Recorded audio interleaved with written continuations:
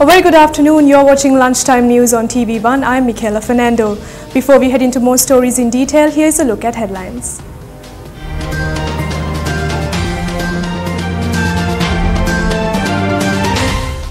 Police claim they have identified 24 major drug racketeers who have fled the country. The United Nations FAO issues a statement regarding the fall army worm menace in Sri Lanka. A 24-hour water cut for several areas around Maharagama.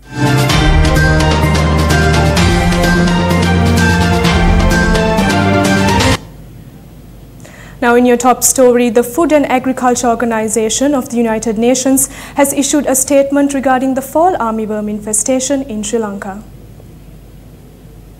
The statement says raising awareness on the fall armyworm and available management options is essential as a first step towards responding adequately to the situation in Sri Lanka. In the statement, the FAO says it has shared background information on the biology and ecology of the fall armyworm, how to scout the pest and management strategies with the Ministry of Agriculture and the Department of Agriculture. The statement says FAO remains committed to supporting the Sri Lankan farmer community who will need great support through integrated pest management to sustainably manage the fall armyworm in their cropping systems. Now, several corn cultivations in the Ambelipitiya Kolumbage Ara and Manchivatta area are severely affected by the fall armyworm infestation.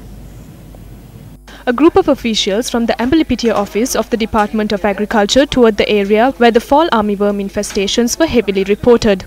The officials had inspected a farmland of about 1 acre which was initially destroyed as a result of the Sena caterpillar. The officials then instructed the land to be set ablaze to contain the further spreading of the caterpillar.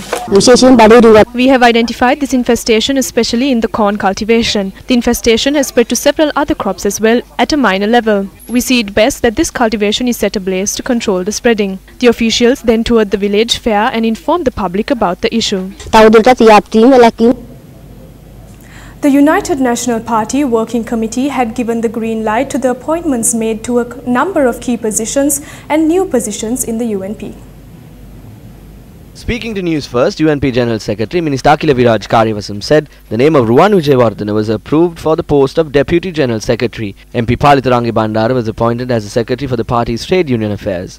MPs Ajit P. Pereira and J.C. Alavatuwala were appointed Deputy Organisers. In addition, Ministers John Amaratunga, Ranjit Maduma Bandara and Lakshman Kiriyella have been appointed as the party's Senior Vice Chairman. Still in your local news, Sri Lanka police has identified 24 big-time drug peddlers who had fled the country. Police media spokesperson SP Ruwan Gunasekara said police have commenced investigations in order to confiscate the property of these drug peddlers. He stressed during this month alone, authorities arrested 2,895 people in connection of peddling drugs and seized a total of 107 kilograms and 351 grams of heroin. The National Water Supply and Drainage Board said that a 24-hour water cut will be imposed across several areas from 8 tomorrow morning. The interruption in the supply of water will affect the Maharagama, Borella, Kottawa, Pannipitiya, Rukmalgama, Palanwatta, Mattegoda, Homagama, Mipe and Padukka areas. This is due to essential maintenance activities. Venerable Bathuramulle Seelaratna Thera of the Janasetha Perumuna convened a media briefing in Colombo today. There are parliamentarians at the temple trees who are waiting to obtain ministerial positions for a few more months. They know the benefits. But do these people who are eager to increase the number of ministerial positions working towards fulfilling the aspirations of the people? Are they looking into the people? The JVPers are speaking only about Mahinda and not about Ranil Wickramasinghe of the UNP. That is the situation. Speak about Ranil and point out his wrongdoings with a rigid policy if you can. In more local news, Governor of the Western Province, Azad Sali, was the chief guest of the sports meet of a school in Panadura. Azad Sali sir avargal indirathirku vargai தரப்படுகிறது. எங்கே கரவசங்களை வழங்கி உற்சாகப்படுத்துங்கள். சான்றிதழ் மற்றும்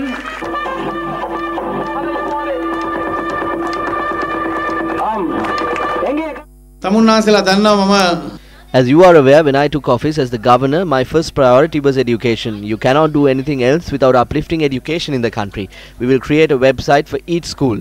We will list out the issues in these schools in the Western Province, and we will reach agreements with the international community as well and try to solve these various issues. We will try to request for land from the embassies. We are planning to uplift the schools in the province. The chairman of the Geological Survey and Mines Bureau, MAS Iddawala, was today warned by the Permanent High Court Trial at Bar to conduct himself within court in a manner that safeguards the respect of his profession. MAS Iddawala is the 67th witness in the case filed against former Defence Secretary Gotabaya Rajapaksa and 6 others.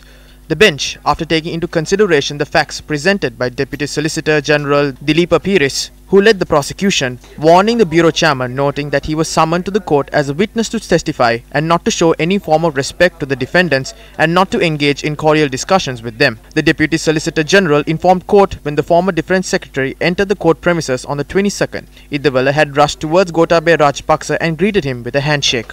The Deputy Solicitor General noted such conduct cannot be expected from an independent witness, and he stressed the prosecution does not act based on the position and status held by the individual. Today, the bench granted the witness permission to travel to India on a personal visit from the 2nd to the 4th of February. In addition, the 53rd witness in the case, Suresh Bandara Atapattu, who serves as the director of the Sri Lanka Land Reclamation and Development Corporation, was permitted to travel overseas after placing 2 sureties of 1.5 million rupees each. Court also permitted the 3rd witness in the case, Deputy General Manager of the Ceylon Electricity Board, Rohan Prinatha Seniviratna, to travel to Japan from the 16th to the 23rd of February. The case will be taken up again on the 31st of January. In more sports news, the promotional activities of the Sports First Alliance 2018 Platinum Awards, organised to recognise the sportsmen and women in the country, was held today as well, centering the Trincomalee district. The Sports First team received the blessings of the Thirukoneswaram Kovil this morning before the commencement of the promotional activities.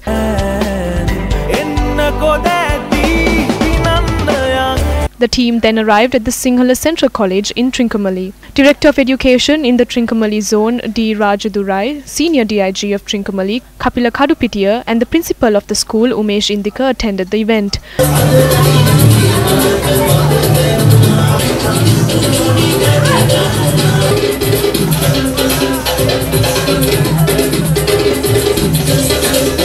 Baseball, rugby and football were introduced to the schools in the area in line with the promotional activities. Well, we are currently at the Trincomalee Sinhala Mahavidyalaya, where the Sports First Alliance Platinum Awards promotional campaign began for the 10th day.